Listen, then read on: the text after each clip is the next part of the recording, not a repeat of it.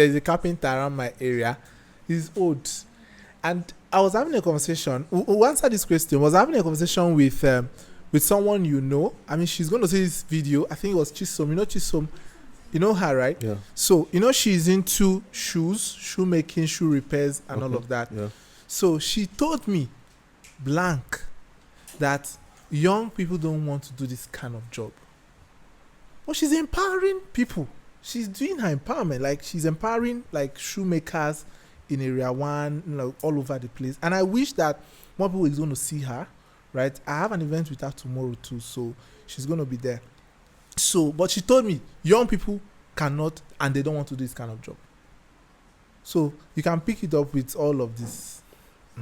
Yeah, a lot of times, I think sometimes we focus too much on the proximate. And what I mean by proximate is the immediate problem, not the root problem. Okay. The question is, why don't people want to do this kind of jobs anymore? And I believe a lot of it comes down to our schooling system. Look, a lot of us were institutionalized. You went to the school that taught you subject matters that were most appropriate for an office job. How do you expect to come out of a school system if you spend 6 to 18 years, talking about from primary school to university, wanting to do something that you've not been primed to want to do? You understand? So we're desensitized, you understand, from using our hands, because we were taught that our hands are crude. You understand?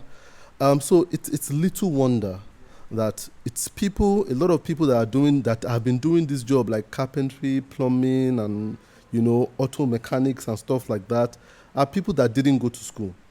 You understand? A lot of them didn't go to school, so they didn't see this thing as a stain on their reputation. So we are taught by school to desire a particular thing. If you look at, just check children going to school today, which is a big problem on its own.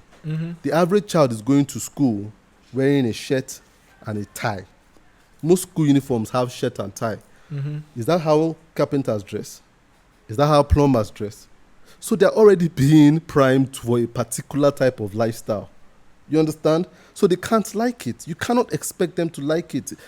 In fact, it's ridiculous, because my kids used to go to a school where, even in this hot weather, they wear blazer, they wear hats and wear tie. You understand?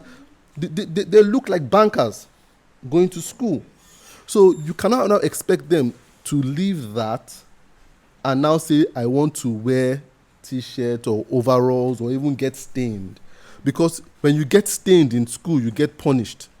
Stain on your uniform shows that you are a bad student. They will bring you out on assembly and punish you. All these things are subliminal messages being passed down. So those industries would suffer. Do you understand? Until we go to that root problem of the education system doesn't help us to build other industries. It doesn't. And that's why when you watch children in China, there's so much content about children in China. Maybe I see it, but a lot of people don't see it. But then I see it a lot. You see them cutting each other's hair, making food, being in the poultry. They are working. So that person will not grow up and say, I don't want to be a poultry farmer. You wouldn't. Their mind is open to it already. You understand? Our mind's closed. So how many students have farm day in school? But you do mathematics every single day. So you are groomed to be an accountant, engineer, stuff like that. So that's where the problem comes from. As it concerns him as a teacher, and he's saying that people are not. It will be interesting to see the format of his teaching.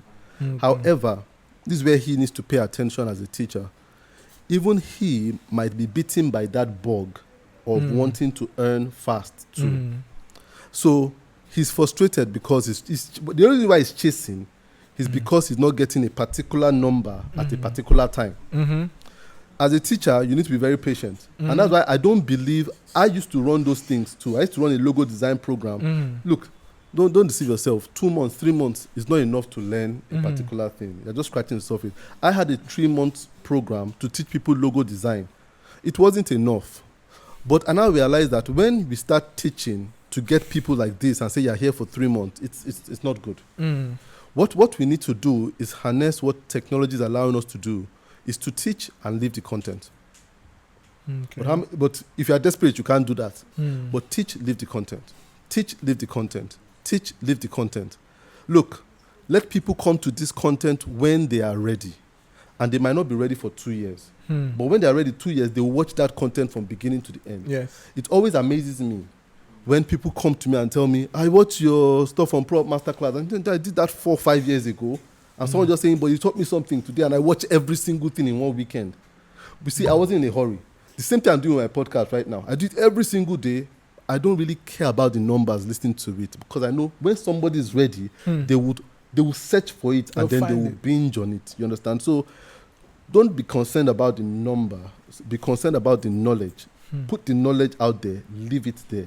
And by leaving it there, you will realize that people will come years' time and can start telling you that I listened to your content, I did this, that kind of thing. So you can't be interested in the money and wanting to gather people in a classroom. You'll always be disappointed if you do things that way. Yeah, thank you very much for that. So there's just this question. I mean, we are addressing this generationally because, it is what it is, right? We need to have this generational conversation so we too can get it right? As much as, you pursue, the elders have to pursue the younger, and then, it's not always easy because pursuing a young person that would not want to listen to you is another, conversation. You may not want to hear what he's going to tell you because these people, they have sharp mouth. They will tell you what, you understand? Something to think about. They will remind you, they remind you of a lot of things. So how do we differentiate between good and bad in this generation? Like good and bad. Are there middle grounds? All right. How do we differentiate between good and bad in this generation that is manifesting? Because they own the space now. We can see that.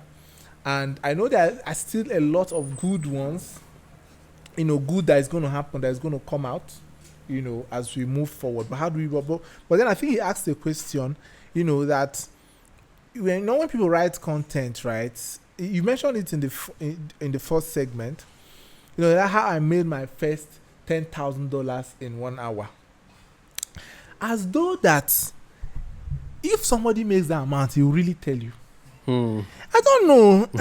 Because if I'm making 10K per hour, I'm not going to tell you. Yeah, but why should I tell you? Dangote never do my star class yet. Till then. Yeah. So how do we know between the good and the bad and all this information that is being passed around? It's very complex, I know. Yeah. Knowing good and bad is it's so hard right now. It's not hard because good has changed or bad has changed. It's so hard because people are more fact-minded now than being truth-minded. So the problem is a lot of people hold on to facts. They argue facts and they're not open to truth anymore because truth is too rigid. And you see, the difference between truth and fact is truth is spiritual, fact is intellectual. And you realize that a lot of people in today's world are very intellectual. And that's why they can argue.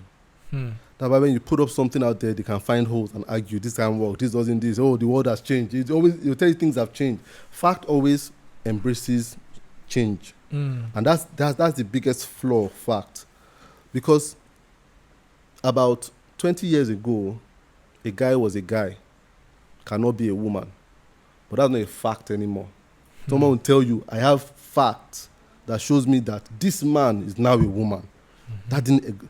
But you see, truth is rigid. And that's why when people tell me, oh man, are you guys basing something on a book that was written 2,000 years ago? Because truth doesn't have a timeline.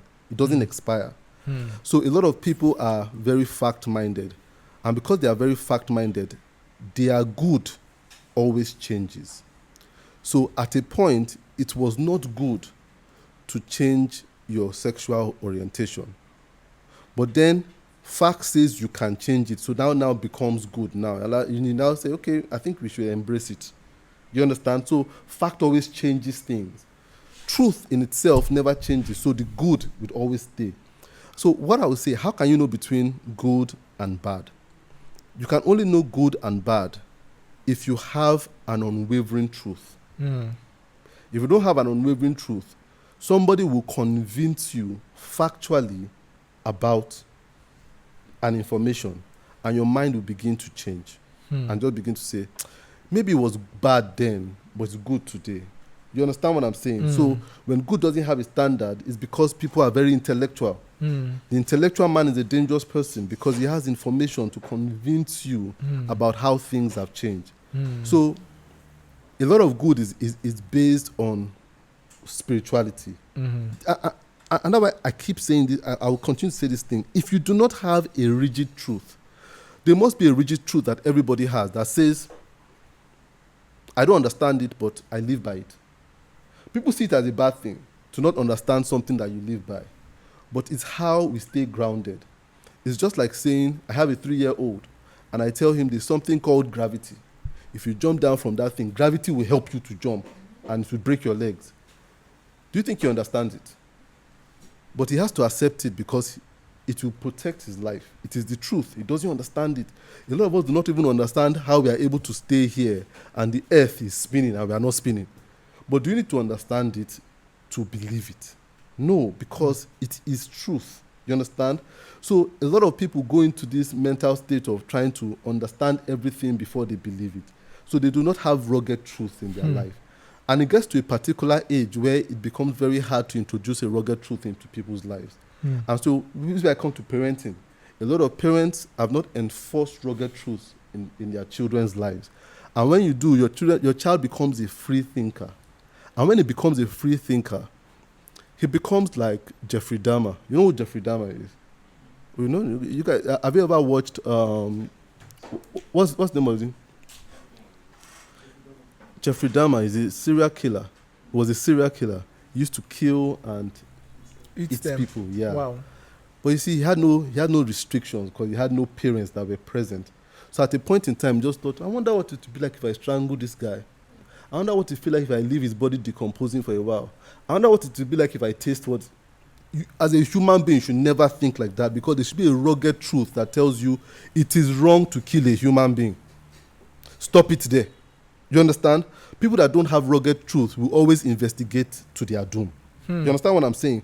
So, bad in itself is when things are not allowed to... When you allow things to be moved and moved and moved. If you ever had a cat before, that's what cats specialize in. If a cat wants to push this thing, you won't push it once, you just continue to push it till it falls. You understand that kind of thing?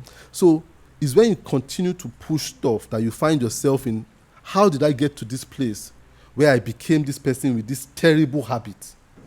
How did I get to this place where I became this person with this terrible addiction? It wasn't one day, it was pushing it like the cat like this every single day. Because you didn't have a rugged truth that said, this thing like this, don't touch it. You understand what I'm saying? So it's the rugged truth that allows us to identify this as good and this as bad. So when you keep on questioning, there's a problem. When the man keeps on questioning, why should I open the door for a woman? Why should I stand up when a woman enters the room? Why should I do this? He will stop doing it. You understand? And when he stops doing it, after a while, not only will he not be opening the door for a woman, he'll be dragging the woman out of the car. You understand? Things will just change so fast because there are no rugged truths that tells you this is who you are as a man, this is who you are as a woman, this is who you are as a person. So it's the rugged truth that we must start to teach, and those rugged truths are spiritual insights. You understand? Spiritual insights that we must have. I don't know if this sounds abstract to anyone, but...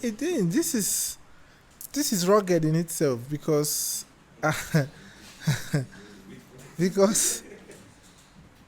like, yeah. I'll give you an example. I have a guy who is my mentee, and he says he lives in a place in Lagos, and said everybody around him, they're all Yahoo boys. First thing I asked, I said, why are you not a Yahoo boy?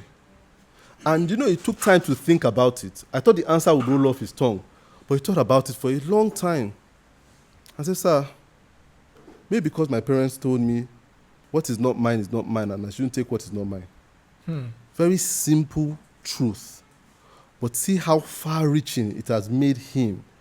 Just that statement that his parents put in his head, what is not yours is not yours. Don't take what is not yours. He lives with other people whose parents didn't tell them that. Do you understand that kind of thing? And so we keep pushing the envelope. You see, when I was dating my wife, I can never forget a day. I bought her a card. We are not a card. I bought her a card. And I don't know what the card was. It her birthday, but it was one of these, card that just had sweet words. But then I gave it to her. And I was giving it to her. I'll never forget her moving back. I said, what's that? I said, the card now, take now. She said, what for? And I was so shocked, that card now. Take it. Say, what for? People don't experience that anymore. Before you even give it, they've taken it from your hand. In fact, they're the ones asking you, when are you going to buy me a phone? You understand? They didn't turn like that overnight. It is pushing that bottle. Sorry. Pushing the bottle. We finally pushed the bottle. But then it's pushing that bottle slowly. That now becomes, how did women now come to that place where you're like, why are you buying me another phone? You understand that kind of thing? It was unheard of. Women were told then, you don't collect jack from a guy. When they'll ask you what for. You have to defend why you are giving them that thing. A woman is walking under the sun, you park your car and she ain't going to enter that car. She's not going to enter that car. But now is the woman flagging you down as a stranger, telling you to, and she's entering the car, say, is your AC working? Put on your AC now. Can you put on your, that kind of thing? How did we get there? Do you understand? Achalugo, it's priming, that kind of priming that we've gotten, that we don't know. So when you tell a woman, don't enter a car with a guy you don't know, she's like, so that one is bad now. So bad cannot be defined because we've pushed standards so much. No rugged truths anymore. Wow. Thank you. So I think finally, right, you've been doing live branding, so like I know that your audience already know what it is, and we are also trying to surprise you with something around that later in the year. So, but for now, like, can you shed more light on the purpose of that and the impact it has done, in the time before and now? Okay. Yeah, on live branding. Yep. Oh, yeah. Yeah, okay. We'll get to you once he's done with this. Thank you. Yep. All right, so, live branding for me is a concept where I try to teach people to embrace who they are. Like there are no mistakes. We came to this world fully equipped. It's just that we took on some things on us we were meant to take on, and we begin to prune some things we were meant to prune. You see, there's I don't know if you've ever watched X-Men. I don't know which one of the first one, but there was this guy in X-Men. I think his name was Angel or so. But you can see there was a scene in that movie where the guy went to, I think, his girlfriend's house, and he went to the bathroom, and he was trying to use a knife to take out his wings, and it was bleeding all over because he didn't like it. It was making him feel strange. He was trying to take out his wings, but not knowing that those things were gifts for him to use to serve humanity according to the X-Men. But then I see a lot of people like that they are daily trying to mutilate themselves, trying to cut themselves, and trying to prune things that meant to be special gifts. So live branding is something I coined to help people truly understand the essence of being them. And I do it through teaching. Like, I have a podcast called the TA Podcast, and I try to teach people about identity. And you see, identity is in three folds. Once you have these three things sorted out, you would love your life, and people will begin to love you. Your people will begin to love you. The first thing, and what I try to teach, is clarity. First thing is clarity of activity. What should I be doing? You understand? What should I be doing? People ask that question, what should I do in my life? What should I do? What should I do? Then there's clarity of relationships. Who should you be doing with, and who should you be doing it for? And then there's clarity of self. Who am I? What are my values? What are my beliefs? Once you have these three things sorted out in your life, You would love your life. You would love waking up every morning. You will understand that everything you have is a plus. The shape of your face, your skin tone, your height, everything was custom made for you, the way you talk. So it's a platform through which, or a concept through which people are meant to own their lives.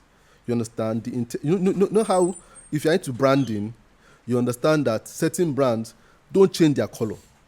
Don't even go one number outside of the Pantone numbers of that.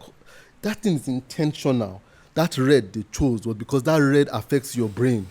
That font, when I was doing logo design, one thing to annoy me, when I'll give the client their logo, then they give to a printer and say, we don't have this font. Okay, we have something similar. They don't go and type a font.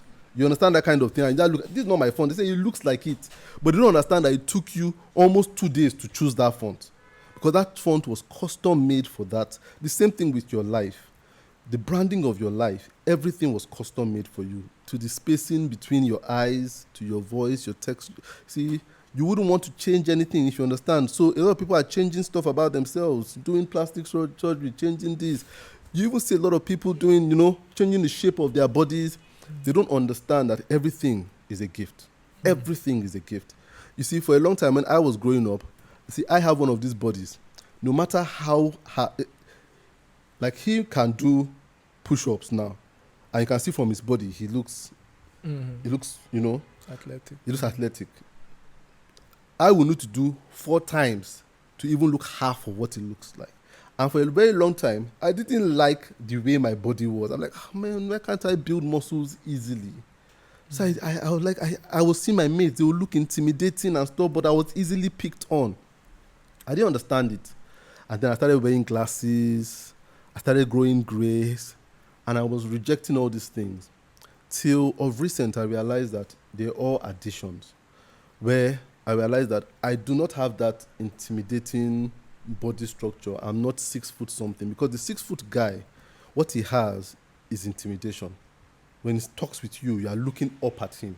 And because you're looking, that's a position people don't like to be in. You understand? Psychologically, they don't like it. When you're at eye level with people, people like it, like you're coming down to their level. And so I realized I'm average height because I'm going to do a lot of teaching to people, so people do not feel intimidated by me at all. I tell my wife, I can talk to anybody, and they will calm down once they talk to me, because I'm not muscular. People don't feel, this guy might do anything, so they open up very easily around me. Everything I have was given to me. When I look at my grades, people look at my grades and just say, this guy, he must be wise. That kind of thing. He must be.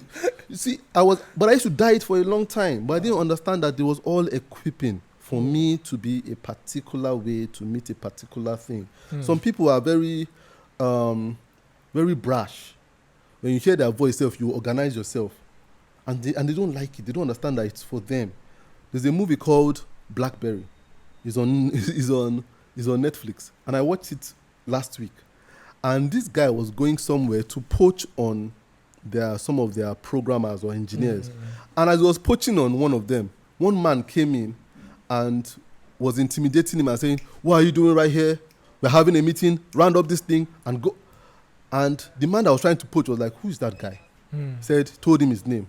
And he said he wanted that guy. Because that guy was bulky, burly, intimidating, deep voice. Said, I need that guy for my company, so that when my engineers are slacking, he'll come and put them in order. You are all designed for a special purpose.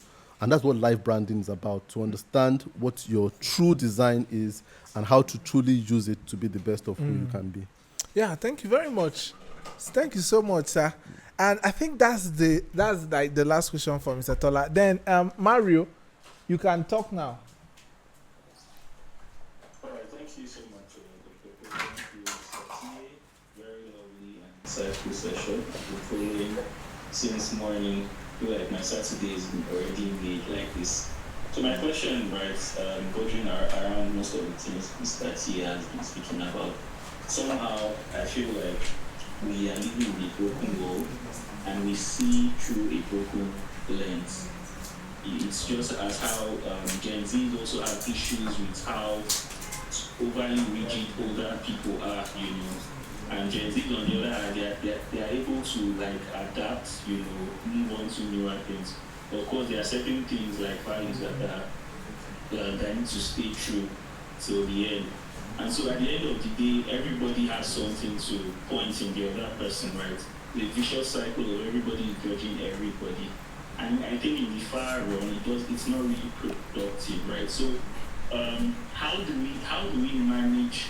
And this is not necessarily about design. Since we're talking about like this is more like a life question. How do we manage each other's? How do we manage the imperfections we all see around today? Because everybody is guilty. If you actually look at yourself, we are all flawed. So how do we help people that are flawed, right, with their flaws? Because we have to probably be in a certain mind frame. And this, I feel like, and I know T must have said this before, all our life is connected. The way you live your life, the same life you live when you're in the office, everything is related to everything. So I feel like this question, not necessarily a career question, can also influence how I carry myself in my career, how I relate with other people, my employers. Somehow I feel like we're working with broken people, right? There's a movie I'm watching now called From, and I don't know how many people have seen it. But in that movie, certain people did certain things because they were in that town that somehow they come into, and someone killed somebody, and for a very long time they were judging her, but she became good, and so it didn't erase the evil she had done, but it took one person to say, you know what you did was wrong, but let's move. So I feel like societally we are in a place where everybody's judging everybody, and nobody's really taking time to hold, and say, oh, you know what, I'm as flawed as you are, and let's walk forward. I think this happens even in a relationship. Everybody's looking for somebody perfect, right? But we are not. No, it's not talent talk. What is forward? In all stratas of life. Sorry, T, this is a very good question, but yes, that's my question.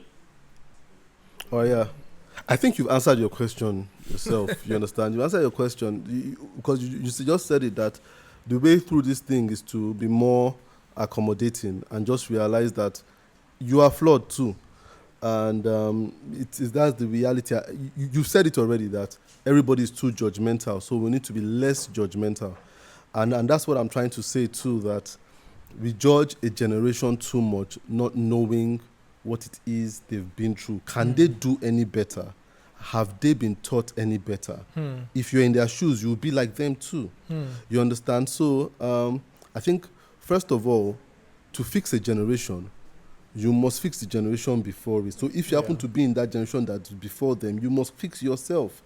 That's the best way.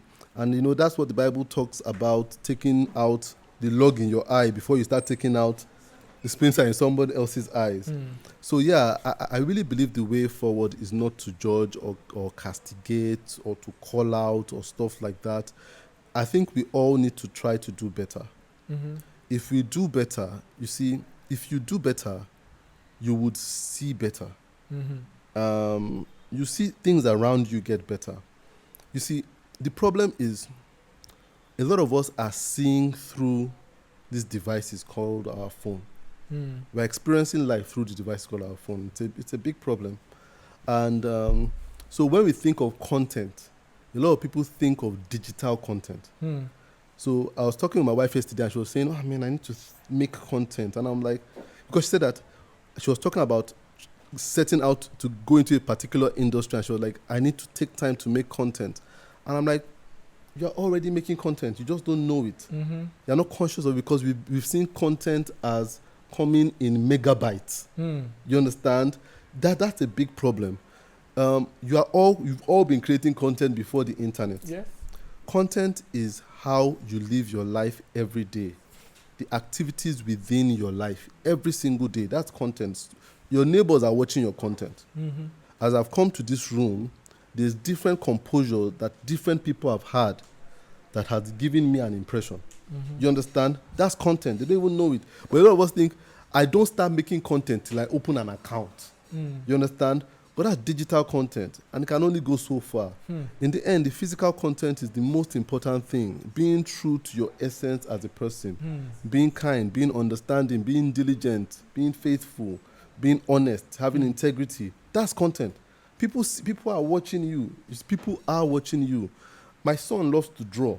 He's 9 years old. Something interesting happened last week, but he's true to himself. He doesn't have one social media account. But the truth of the matter, he draws everywhere he goes. And last week, someone came to us, his parents, and said, please, I heard your son draws, and I have this journal I'm making. I need a cover illustration for it. Can you work with me? Wow. I'm like, do you know my son? No, my son is a 9-year-old. So, are you serious? I said, yes.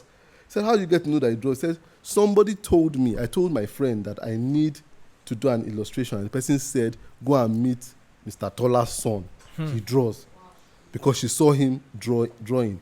He has never put out any drawing out there. He doesn't have any follows, no likes. His life is a content of what he does. And that's why someone is calling him at 9 to ask him if he can work on the project. So we said, okay, to be fair to him, let's ask him.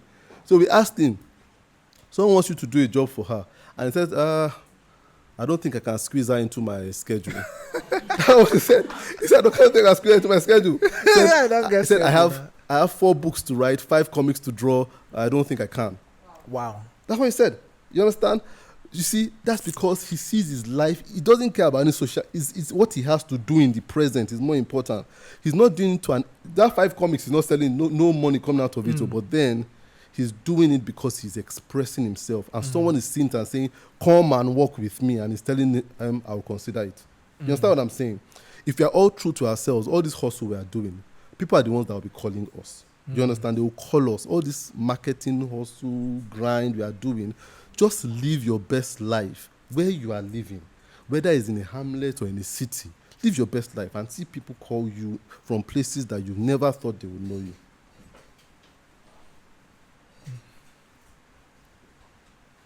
Kunle, yeah. Thank you very much. So clap if you know. I appreciate this session. Just listening. It has been, we came here to hear some of these things, and it's totally outside of what we thought we would listen to, and this is more like life branding. So it's more like a personal question and more like an advice as well. When did you know? At what point did you realize that what you are doing now is, the path that you want to go? Because you are literally taking time out of your schedule and speaking to the younger generation, which is something that you also advise us to do as well, to correct ourselves for the coming generation. And at what point did you decide that? Then, as far as we spoke about putting out your work and publicizing yourself and more like showing what you can do. Where do you draw the line with like putting out your work as marketing yourself and just staying true to your essence and waiting for people to maybe catch up? Is it because is it like, do you just wait for people to catch up to what you're doing, or do you start? At what point do you draw the line between waiting and starting out without your work so that people can actually see what you're doing and start to patronize you? All right. That's a good question. I like what Kunle does with his I love filler. Yeah, really good. He does. I don't know if he knows it, but it's really good. There's an essence to it. Yeah. Do you know whenever I wear those fillers, I always feel confident. Yeah. So there's a spiritual essence to it because I have so many of them, but his own just has something about it. And the reason why I say that is to answer his first question. When you are doing something you're meant to do, there's something about it. There's an air around it. Other people might be doing it, but there's something about when you do it, it's just different. Even you will feel it in yourself. You will feel that something is leaving your body as you're doing it. I felt that way when I was doing design. When I was doing design, I used to feel like, I mean, I'm giving out something. And whenever I finished doing design, I was always very tired. I'll be tired. Even when I speak right now, at the end of the day, like tonight now, after speaking, I'm going to sleep like a baby. Not because I've done any rigorous activity, but because I've really given out my essence. That's what you call essence. That's what you call value. You see, how did I know or decide to go on this path? For a very long time, it's going to cross with that your second question. I started design, and I started design because I felt it was my essence going out. But then after a while, I became very competitive, and it became a means of survival. And that's when I got married. I started thinking about how to pay my kids' school fees, how to buy food to the house, how to pay this, how to do this. And then it was all about how to make money. And in the midst of that, people were reaching out to me, young people, for many years now. And they were like, sir, mentor me. I'm like, I have too many emails. I don't have time to mentor you. I'm too busy with my business. That was my template reply. Every week they'll say, mentor me. I say, mentor, I'm trying to build a business here and make money. And I would turn them down. I turned down hundreds of people, to be honest with you. I did. And then after a while, it started to haunt me. So people still started asking me questions. Sir, I have this problem. I want to be a graphic designer. I don't know how to do it. I don't know what to do. Asking questions. And I would turn them back. I'm not a teacher. I'm not here to give anybody clarity. Do you have a job for me? No. Then move. You understand? That's what I was. I was like, it was about, are you going to pay me? Is my bank account going to? But then something started to happen. I will not be able to sleep. I would not be able to sleep. I'll be thinking about this person. I'm like, why am I thinking? I don't even know this guy. Why is he on my mind so much? And I'll think about the person so much that even the graphic design I wanted to do, your mind is a funny thing, especially when you're a designer. It takes the whole of your mind. I'll be able to think about that job I'm doing. I'll be thinking, answer Kunle's question. I don't even know who this Kunle guy is. And then I'll take my time and answer Kunle's question. And before I knew it, from answering Kunle's question, I'll get clarity in my own life. And to happen again, I'll answer, I'll get clarity. Answer, and I'm like, okay. So this thing is related to my own personal peace. So I now said, I need to lean into this thing. But then it was still hustle. I still felt, how would I feed my family? That was still what was, I need to be responsible. I can't be answering the Kunles of this world. It doesn't pay my bills. And so there was a day my wife was asking me a question, and I was sitting on the table, and I was telling her what to do. And I had that feeling again. Something was leaving my body. I felt like this was virtue. You understand? Yeah. And then my daughter, who was 8 years old at that time, just said, Daddy, this is what you should do with your life. You should be talking to people. And for me, that was confirmation. I'm like, if God can put it in an 8-year-old to tell me that, why should I resist that? You understand? She told me point blank. And now you see, we don't ask children enough. We have this mentality. We ask validation from adults. Adults are very funny kind of people. I mean, elders, very funny. Sometimes you be careful of the elder, because elders can be jealous of you. If you are doing what you are doing right now, don't be surprised if you have one uncle that you expect to be giving you a pat on the back and saying, Precious, you are doing well, organizing this thing and stuff, but he won't tell you. He will keep quiet. That's the good one. The bad one will even discourage you. So how much did you make from that thing you made yesterday? But you don't understand, he's not talking from care. He's talking from guilt. Because you realize when he was your age, he didn't do better. So he wants to stop you from doing better. That's why you need to be careful with elders. Not all elders want your good. Children are different. Children, if you are doing good, they will tell you they are doing good. If they like it, they will tell you they like it. So we need to surround ourselves with children. You understand? So when I ask them, what do you think about this thing? Dad, I don't like it. It's not fine. This logo is not fine. They don't care. My wife will try to massage. They say, Dad, this is not your work now. This is not good. But when they say, I'm like, this is good, Daddy, I like this is good. And I say the client doesn't like it. Say, Dad, the client doesn't know what they are saying. And I'll just say, okay, this child knows what he's saying because they're talking from a genuine place. So you see, for me, it was my daughter and my spirit that made me just realize I need to commit to this thing. I need to make it my life. You understand? In the end, that's what legacy is living behind your essence, dying empty. A lot of us think we want to die with accumulated stuff. That's a burden. You're going to die. So a lot of people are buried before they die. You understand? When they bury you, you should be empty. You understand? That's why when I read the Bible, one of the last words Jesus said was, I am thirsty. You don't get it. He spent his life giving people the water of life. At the end of his life, he said, I am thirsty. That means you are totally poured out. So you see, that's how you should live your life. Not just your life. When you talk about life, a lot of you are thinking at the end of your life when you are 50. Your life is today. At the end of today, how do you go to bed? Have you given all you have to give out? Were there things you held back? You understand? So you must not live life with things you held back. And a lot of us hold back a lot daily. There's people here, they have questions, but they're like, this question doesn't make sense, Jerry. They will go home with those questions. They're not living empty. Some people are online, they're listening, they're like, people have asked, Jerry, I don't want this session to be too long. They won't ask. Those people are living empty because you are leaving something hanging in the day. Just like when you leave your computer and there's a page hanging. Those are the things that make your computer where you have so many pages hanging, your computer will start being slow because some things need to be onboarding. Even with your phone, sometimes you just need to clear a lot of the apps that are open so that it can stop being hot. You understand what I'm saying? So I really believe that I got the understanding to die and to live every day empty. As it concerns the second thing you said about when do you start marketing and when do you start doing just living your essence?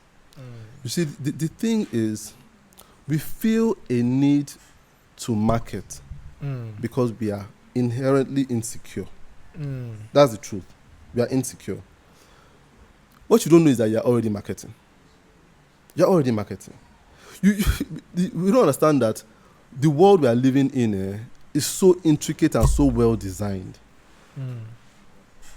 I just said something about Kunle's caps. I don't think I've seen any of Kunle's adverts. Have you ever advertised your product before? I've not seen any, but I'm sold. You don't know that I'm sold already, but I'm sold. I always tell her, this guy that did this cap here, and I start branding with this captain, is the one I'm going to work with because there's just something about his caps that has a spiritual essence to it. Just knows how to do it. It feels extra comfortable. It's so amazing. I'm telling you. I'm just saying it. You can't market that. Kunle, you don't know the words to say to market that. It's just a spiritual essence. You understand? People that will like you and will want what you have. We'll see 10,000 people doing it, but they will come to your own thing because there's an invisible atmosphere around it. I've had someone call me before and just say, and I called, and it depends on hello. I'm like, okay, you called now. Yeah, I had his contact, but we're like, did I just call you? I said, I just called me. I said, okay. I was just thinking about you though. I don't know what I'm calling you for. But then at that time, I needed some money because I'd already started this life of just giving myself, which didn't make a lot of financial sense. And I'm like, God, I just need something to make some money right now. And I tried advertising. So I put up all my work. Nobody was calling. And this night, I will never forget, it was around 11:30 p.m. This guy called me and didn't know he had called me. And so we didn't know where to go with that. And I said, okay, but since I've called you, I have a job I want to do. I want to rebrand this mine. But I wasn't thinking whether to call you or not. But I don't know why I'm on the line with you right now. So since I'm talking to you with you, let's do this thing. You see, I was advertising to the people I knew. But the person that didn't know he was going to call me, called me. You understand what I'm saying? So we market because a lot of times we are eager, we are anxious, we are insecure. But instead of marketing, share. Do you understand? Marketing frustrates us because when you market and people do not bite, and people just ask questions, and people just say, I like this, you feel disappointed, you feel ungrateful. When you share, when people see it and just say, I like this, you will realize that you'll be grateful. You understand what I'm saying? So we should share more, not market too much. Market is too destination minded. And when you're marketing, you're trying to, people will always ask you to prove yourself. You need to share, and you'll be surprised that it's the ridiculous things that make people connect. Ridiculous things. I'm telling you. So you need to live your essence every single day. If you want to take a photo right now, take a photo right now. You'll be surprised that it is that Real Madrid t-shirt that people will say, I want this guy to be my photographer. That's all. Real Madrid t-shirt. They not say just, yeah, Real Madrid fan. What do you do? You thought, okay, take my photos. I've lived in a house before. When I was in Canada, I lived with a family. They wanted me to continue staying with them. Why? Because I was a Manchester United fan. You understand? They were like, Manchester United. And the guy said, do you know how many photos? I say, all my sons, they don't like football. And I always wish I had a son that watches Manchester United. Say, you're like my son right now. They're in Canada. I still talk with them till today because of Manchester United. Do you understand what I'm saying? Because I just had a Manchester United jersey. I've had clients that they've seen me in a jersey before and they just said, my wife has worked with someone because of the wrapper she was wearing that was the same wrapper for the same organization in church. Things, yeah. Do you understand? So you realize that when you share, people will just connect with that thing you share. And that's why you realize that vlogging is growing. Because people understand that, let me just share a day in the life of, and they realize, they've come to that thing that a day in the life of is the day in the life of another person. So I say, you have a dog too? I like this guy's content. Man, what do? You bake cakes. Bake 2 cakes for me. You understand that kind of thing? Yeah. Skill is abundant now. What is unique right now is your lifestyle. That is what you need to start showing, and that's what will make you connect with people. Yeah, thank you so much. I think, is there any other question? No other question, right? Is there another question? Yeah. Okay. Thank you so much for the session. I didn't know what to expect when I was coming here, but it's been really insightful. I have a question. Earlier he asked, how do you know what you want to do? And you answered him. So my own question is, when do you know the time is right to start it? That's timing. When you know when to start doing it. Time. You know, the truth of the matter is, once it comes to your mind, you are ready. The problem why we don't think we are ready is because we are so brand-minded. We think, I'm not brand ready, but your expression ready. And this is where I will come to spirituality. You see, God always, he always prepares us before the task. He doesn't want us to live in the frustration of this gap between the task and how to do it. No. Once you start thinking of it, you are ready for a form of expression of it. The problem people have is the form they have in their head, that bucket list.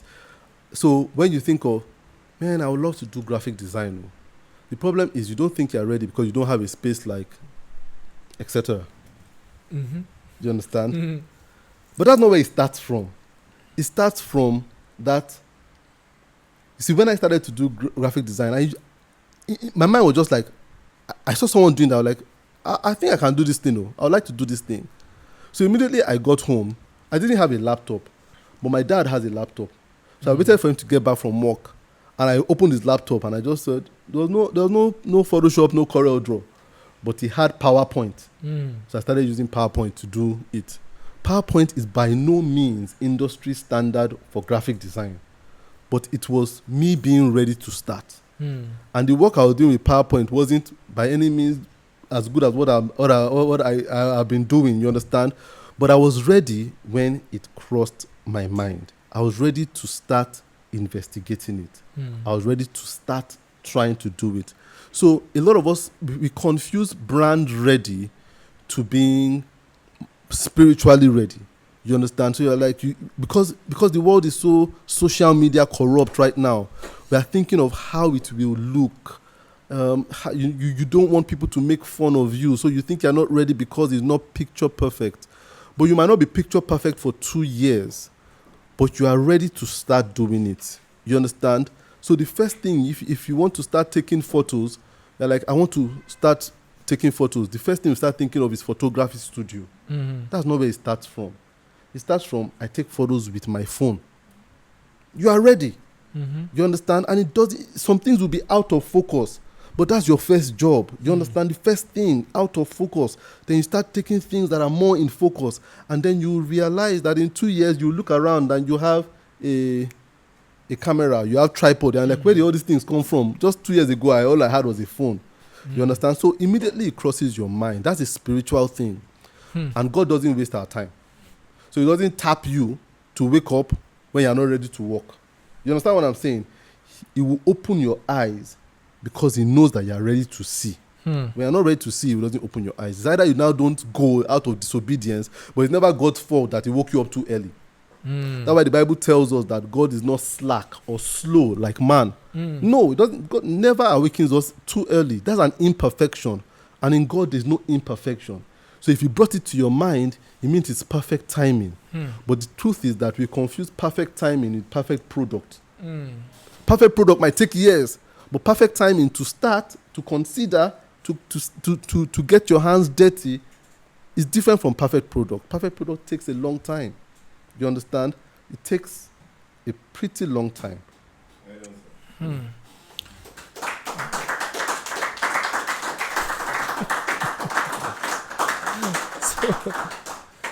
Man, like at this point, right? It's, you know, I came to record now, and I'm getting live. Also, I have just one more question. speak your mind. Let it go. Let it out. Yeah. So, they've asked why I want to ask. Anyway, I want to put it in my own context now, personally to me, because this session has been very, very insightful. So, in a case where you have genuine interest in various fields, as a young person now, still building my career, still building my future, have true interest, genuine interest, how do I go about them? Because they don't necessarily lead in the same direction. And then if I want to focusing on one will cost me time and energy to focus on the other. So how do I go about it? How do I reconcile these two different fields of interest? That's a good question. And it's funny that on my Telegram group, someone asked that question on Friday or so. And you see, this, what you said right now, is something that school has fostered in you, this insecurity of, I get so many questions. People telling me, I'm a medical doctor, but then I like graphic design. So I'm confused about what to do. I am an engineer, but then an engineering student, but then I like photography. Now I don't know what to do. So we see studying something, getting an education in something, leading us to something else as a problem. We don't understand that's how it should be. What you're going through right now is okay. It's fine. In fact, it is advised because you are an educated person. What education does is it loosens your mind. But the problem is the difference between education and schooling is schooling makes your mind rigid. So you go to school to be. You have an education to know. And when you're in your knowing, you would find out other things. That you can be. Yes. In your being, in your quest to be, you need to leave things. So it can be one thing. So what schooling does is you now think, I'm a doctor. I should not be fixing cars. This is who I am. That's taking your identity. It's like it takes so much of your identity that it comes before your name. Dr. Precious. So it takes priority. It's not Precious Doctor. It's Dr. Precious. So it's the first thing. So you see, the reality of education is that education should open your mind. You see, I was saying this in my answer to that person on my Telegram group, that when you want to learn about horticulture, you learn about plants, planting things, flowers and things like that. In planting flowers, you would discover worms in the soil. You will discover about water and the essence of water. You discover about the essence of the sun. So you've learnt one, you're being educated on one thing, but you're being introduced to about 5 things. True education is a buy one, get 5 free offer. That's what true education is. So you see, it is not abnormal that you are doing one thing and one thing just seems to come in the way. It's not to confuse you, it's to make you better. I'm reading a book right now on Leonardo da Vinci. A lot of people are inspired by him. He influenced architecture, medicine, engineering, what other field? Art. You understand? All 4 fields. He influenced it as in serious influence. And people think that he did it for a phase in his life. He did medicine. Then he said, I'm tired of this one. He did art. Then he said, no, that was not how his life was. Oh. He did everything part-time. He was a medical doctor, architect, engineer, artist, all at the same time.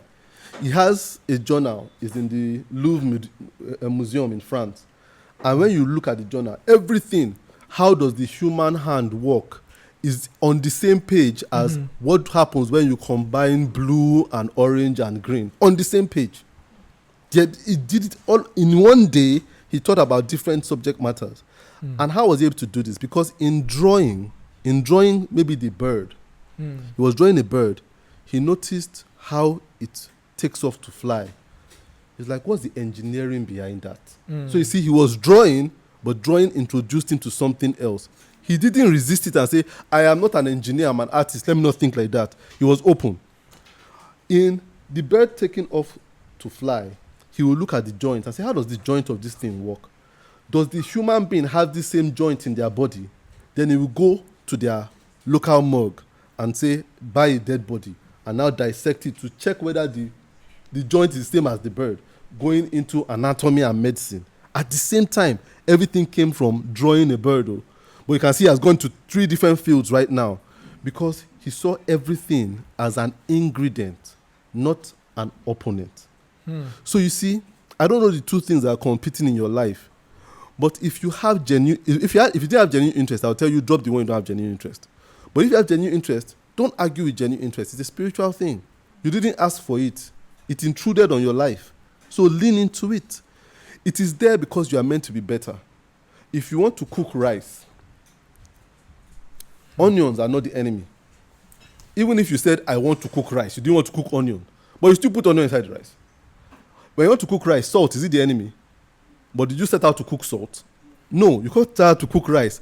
But if you just cook rice on its own like that, is it very palatable? Just rice, no onion, no salt, no anything. It's not very palatable. Those things that seem like if they are infringing on your first identity, I want to cook rice, are actually spices and ingredients to make a kind of rice. So when you put coconut water inside rice, you are not spoiling the rice, you are making coconut rice. You understand what I'm saying? Yeah. So a lot of people are saying, how can I put coconut in? Why is this coconut coming to spoil this taste? No, it's coming to improve the taste. So what you need to do is, why do I have this interest? I didn't beg for the interest. What you need to do is stop being so destination-minded. What you are starting to think is, where would it lead to? Who will I be at the end of this? So you want to be. No, just continue to know. So if it is photography, what are the 2 things you are doing right now? Engineering and what? Engineering, graphic design, and tech. There are still many, but let's stick with those 3. Engineering, graphic design, and tech. You see what? Wake up each day. Which one do you want to do? Engineering. That's the one that inspires you today. Lean into it. If there's an engineering thought in your mind, lean into it. If tomorrow you wake up or later that evening, a graphic design thought comes into you and lean into it, this thing about focusing and committing too early is us making undone products. You understand what I'm saying? Because in the end, you never know how these things will combine. Because I can tell you, engineering needs graphic design. There are a lot of engineering books that would be clearer if they had better illustration. Maybe that's your thing. You understand? But now you're beginning to soft pedal on graphic design because you're thinking it's an intruder. You're not thinking of it as an ingredient. You might be doing something really groundbreaking by having interest in engineering, graphic design, and tech. Because all these things, you might just create another industry because you are a graphic designer that is passionate about graphic design, passionate about engineering, passionate about graphic design needs engineering. Because we have graphic design software that needs better engineering. Yeah. You understand? You might be that guy. So stop thinking about it as these things attacking your life. And start saying, I'm grateful that God sees me worthy of being able to wield these 3 things. I don't know what I'm going to wield them into, but it's going to be something great in the long run. So allow them. Forget about where you are going. Forget about where you are going. Think about where you are. And allow yourself to grow into who you are meant to be. All right. I mean, Fabian, Yeah, Fabian, I mean, thank you for that question because, I mean, it's a question that is always very difficult to answer, but I think, this makes a lot of sense. It's a gift, Yeah, right? It didn't ask for it, it intruded in and I like what you said somewhere that we should see it as an ingredient and not a component. Yes. I don't know if people know what the component is here. Maybe if you do design, you actually still use ingredients to build components, right? There are parts that can actually work independently, right? But you can't do anything without ingredients, right? So, maybe you made salads. That's the salad itself is a component. You made the fried plantain is a component, but you can't do all of that without putting two or three or four together to come up with that. So, Mr. Tola, thank you so much for this session. It's really insightful, honestly, and I believe that everyone here have benefited a lot because I think people here can are ready to do more of this. Mr. Day is always happy to collaborate, for us to get some of these sessions, over and over again, have roundtable conversations, do it. We are going to pursue the knowledge and we are going to commit to making sure that we give it as much as possible. I know a lot of people here have things to share, in form of content, in form of lifestyle and all of that, but I know we have clearer direction now. So it's no longer about how you feel, it's about what the generation needs right now. Because if we should go by how we feel, I don't think you'll be here because this is a Saturday and you should probably be with your family and having a good time. But thank you so much for coming and we appreciate, having you here. Your tweets are always very mind-blowing and I think that is that for now. We're going to call it a wrap. But before then, right, on a lighter note, Mr. Tola like dogs. All right.